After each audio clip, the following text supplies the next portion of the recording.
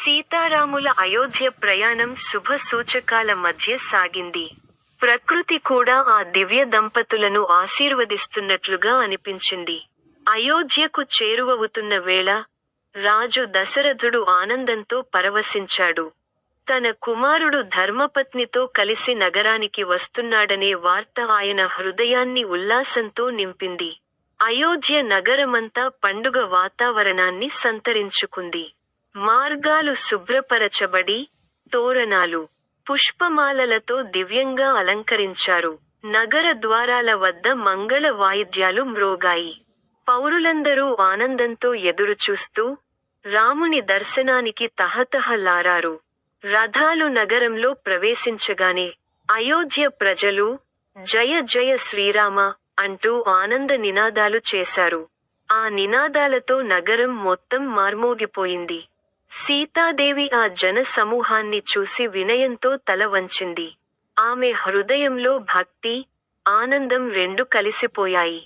శ్రీరాముడు ప్రజల ప్రేమను చూసి మౌనంగా నమస్కరించాడు. ప్రజలందరూ తమ రాజకుమారునిలో భవిష్యత్తు ధర్మరాజును చూశారు.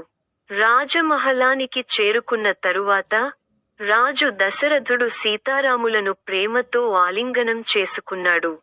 తన కుటుంబం సంపూర్ణమైందనే భావన ఆయన కళ్లలో స్పష్టంగా కనిపించింది.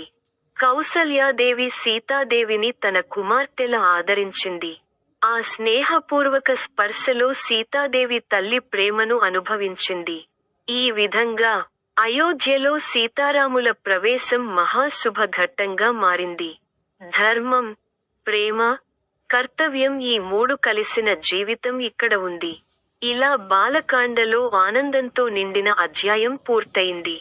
శ్రీరాముని జీవిత ప్రయాణం మరింత లోతుగా ధర్మ మార్గంలోకి ప్రవేశించింది. మా కంటెంట్ మీకు నచ్చితే వెంటనే లైక్ చేయండి, షేర్ చేయండి మరియు సబ్స్క్రైబ్ చేయండి.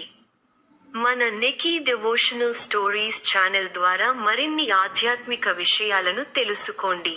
ధన్యవాదాలు.